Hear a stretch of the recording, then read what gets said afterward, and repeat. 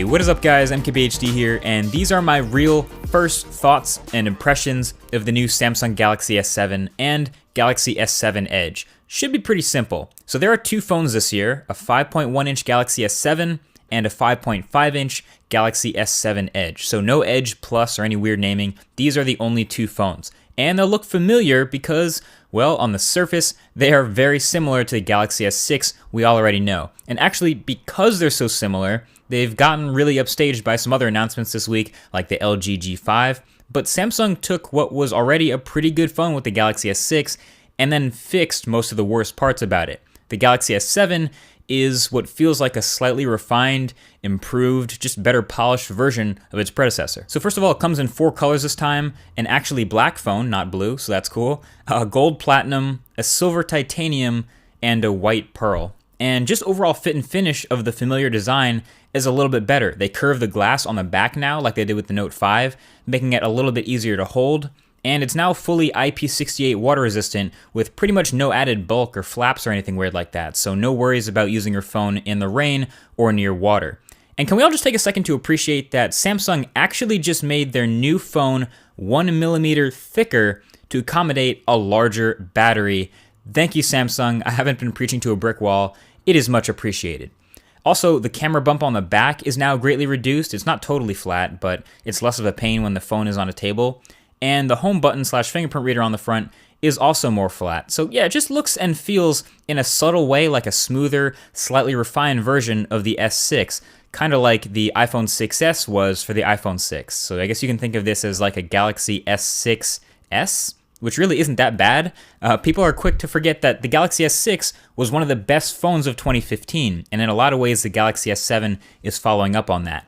The Galaxy S6 had what was considered by most to be the best display on any smartphone. Samsung's bringing that back with this really bright Quad HD Super AMOLED display here on the Galaxy S7. It also had one of the best cameras in any smartphone, and Samsung has again improved on this, bringing a new 12 megapixel sensor with larger pixels, a wider f1.7 aperture, and some pretty ridiculously fast autofocus that I got to play around with. Now, the camera is again obviously one of those things that I need to spend more time with, and that I'll be testing thoroughly for the full review, but for my limited hands-on time, it seemed to have some pretty great poise as a great follow-up to the S6. And of course, top-end specs again. So in the US, the new Snapdragon 820 chip, 4 gigabytes of RAM, and the latest version of Android, and they brought back the micro SD card slot, so you have expandable storage at your fingertips again. Overall, it's kind of a beast.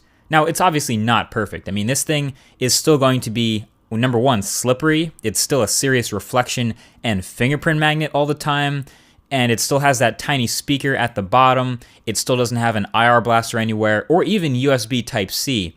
And it's totally still running the heavily skinned version of Android that people sometimes love and sometimes hate. But either way, it'll be a familiar experience for anyone who's used a Samsung smartphone recently. So those bright, super saturated colors and big, round, colorful icons.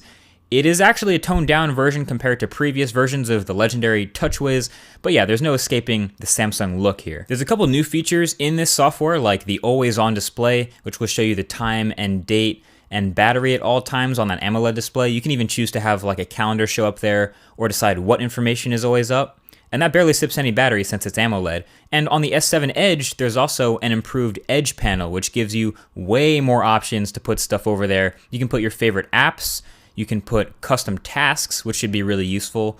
You can also get people and news. But yeah, I really like the idea of being able to swipe in and launch a custom action within an app, like a task for that tasks panel. So that used to be something you needed a third-party app from the Play Store to do. Cool to see that built in here.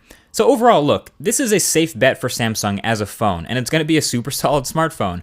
My preference between the two right now is probably going to be the S7 Edge, just because of that bigger battery, but also I like bigger phones anyway. But yeah, if you were looking for something wild and radical and crazy, you're probably going to want to look elsewhere, maybe keep waiting, or go with something like the G5, but Samsung has stuck to their roots with this one, and I like it. Can't wait to get it in for the full review. Thanks for watching, and I'll talk to you guys in the next one. Peace.